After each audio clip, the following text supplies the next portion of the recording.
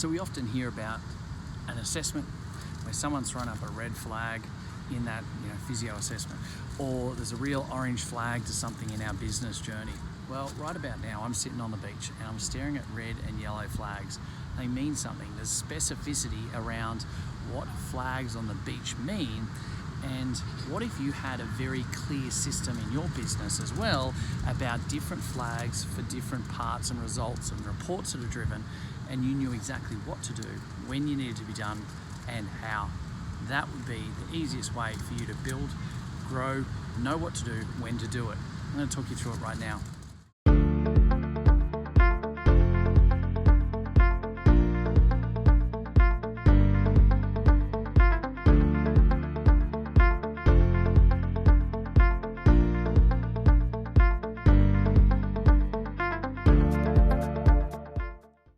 Okay team, so I'm sitting on the beach right at the moment and watching my kids build sandcastles. There's some blue bottles in the water as well, and a whole bunch of extra flags are being put out. Red and yellow flags are being moved. Certainly no green flags here. But look, you know what the lifesavers do really well? They have a really good system of flags in place. So let me just explain a few things. For those that aren't aware, in fact this is probably a really great trivia question. Why are red and yellow flags used at the beach to be able to swim between? And while I'm talking about this podcast, the thing about the microphone has just come over to tell everyone to pick up their rubbish. So here's the thing: why are the flags on a beach red and yellow to swim between? And most people don't actually realise, but what that's actually for is because the red flag on a beach actually signifies dangerous conditions and take really good caution. And the yellow flag actually signifies moderate conditions. So if you were to ever see a green flag, that means that it's really calm, really safe, nothing to worry about. But what they wanted to be able to do is say, hey, swim between the red and yellow flags where it's moderate to a little bit dangerous. In other words, this is the safest spot on the beach to actually swim. And so that's what the red and yellow flags, how that actually came about. If you see two red flags and they're crossed on the beach, it means it's highly dangerous, the beach is closed.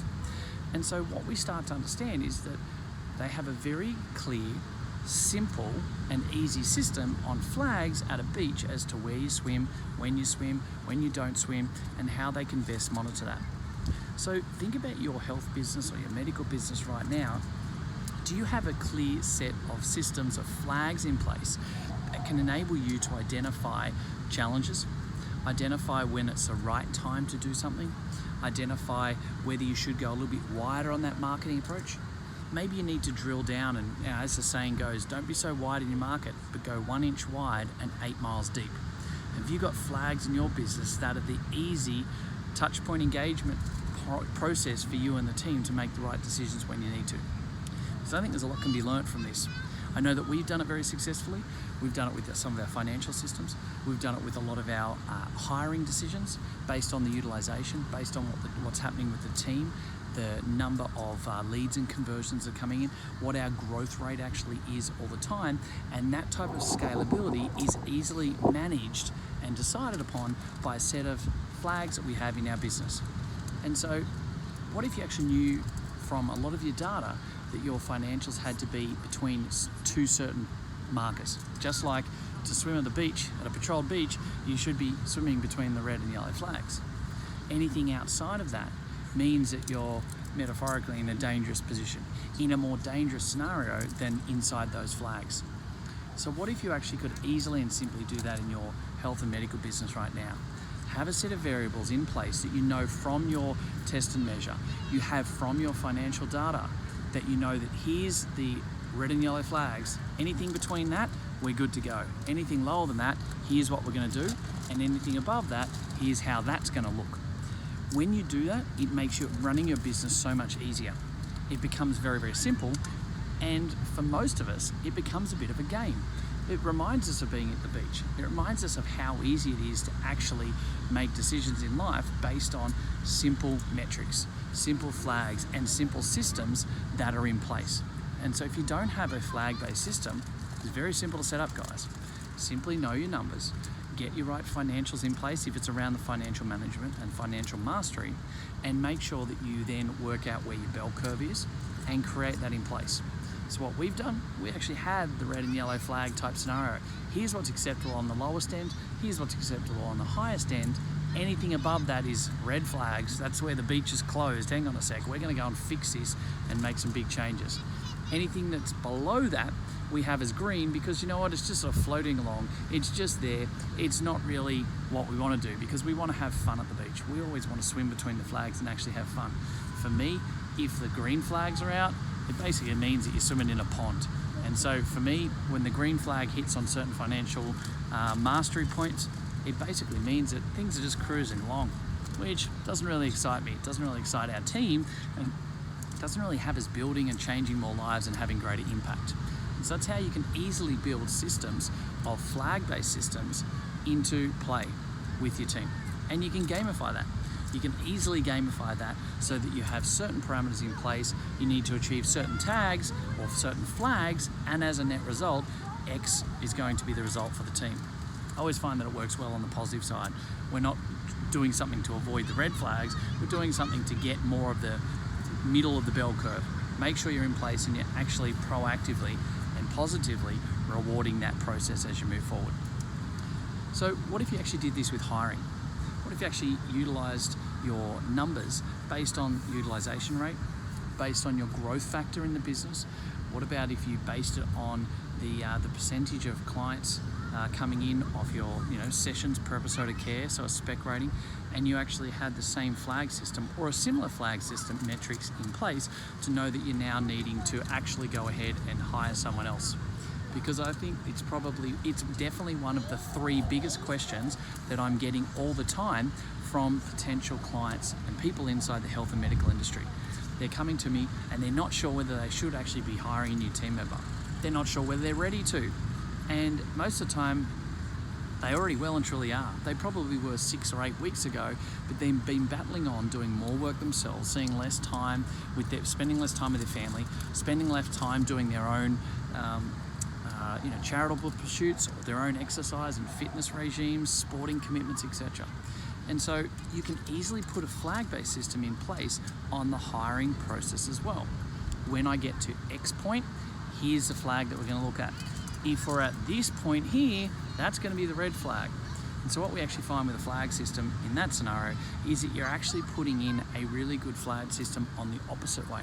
So anything too low becomes your red flag. Anything on the high point is your green light to actually go ahead and hire.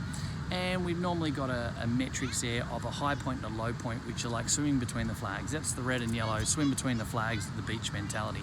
And that's where things are good, things are going really good, things are at a great point. We can work on the team and the culture. We have a really good understanding of how our marketing is being plugged in, but we also know that if we don't really do much, it's just going to sit in that area and roll forward. And we then know that if we want to get up, push up a little bit on those 2 or 3 little key metrics, we know that we need to push in the following 2 or 3 areas. That's going to grow that red and yellow flag into a green flag, which is going to be a higher level metrics, more time intensive as say myself as a business owner or the client that I'm working with, which means that we're now perfectly placed before we even get to that green flag to actually go and do the hire. Because the hire most of the time will take you 4 to 6 weeks to occur. Some people it takes a heck of a lot more. But when you're getting the right person you're headhunting, you can normally do that in the first 7 to 10 days. The challenge is they're probably going to have to give 4 weeks notice somewhere else as well. So you're in that 4 to 6 week window. Normally around 6 weeks is a fairly standard, typical type response. You don't want to be making that adjustment when you're already well and truly into the green on hiring. If you know that you need to be at 84% when you need to bring on a new person, you don't want to be running at 86 or 88% for 3 or 4 weeks in a row, knowing that that's where you're at, because all of a sudden you don't have the time. You've already dropped your bundle on your financial management. You've dropped your bundle on your ability to work with the team or to do your marketing. So it's actually going to start to drop off the other end. And you're also investing a huge amount of time and energy yourself to keep those numbers higher.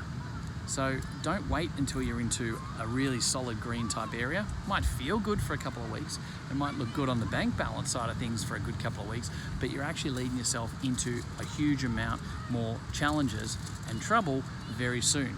So that's where flags, just like at the beach, come in beautifully for how you can actually hire, how you actually know what's happening with the team in regards to your utilization rate and what you're actually going to be able to do moving forward for sustainable growth.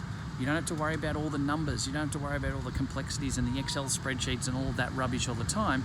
Sometimes it can be very simply, and it is automated for us, where you've actually got the coloured flags for certain points that automatically get put in place, which makes it really easy for you to make the right decisions in your business based on a flag system.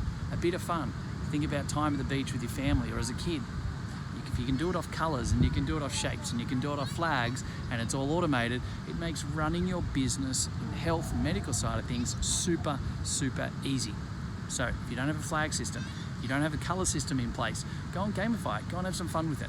Go and be able to make the right decisions at the right time, automated, systemised and structured based on a flag system, just like we have at the beaches with our lifeguards. If you want more help on it, or you want to know a bit more information about how easy it is, just hit me up. More than happy to help you guys out, explain it more to you so you too can get the benefit of having a simple, easy, scalable system, just like the lifeguards do here at the beach, to build and grow your business. Cheers for now. I'm off to have a swim with the kids. Hey guys, thank you very much for listening to another episode of the Profitable Practice Podcast. I would love nothing more than for you to be able to leave a review. I get so much joy out of listening and reading the amazing things that you guys say about this. So please subscribe to our channel, leave a review and share it with your friends. Let's get some more fantastic information out there so all of us can grow the industry together. Cheers for now.